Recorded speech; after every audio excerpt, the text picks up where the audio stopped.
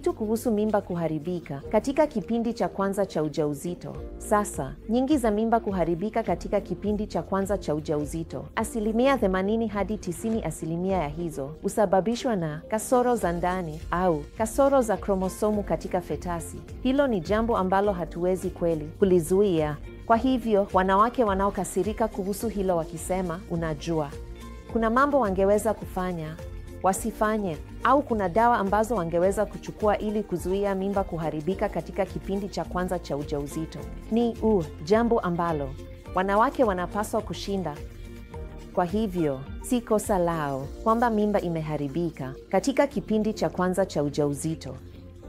Wamekula kitu, wameenda mahali kwa sababu ya safari fulani, wamefanya kazi kwa bidii sana.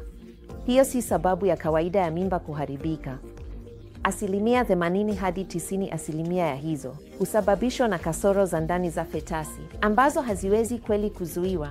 Bila shaka, kuna sababu fulani za mimba kuharibika ambazo zinaweza kugunduliwa na kuzuiwa.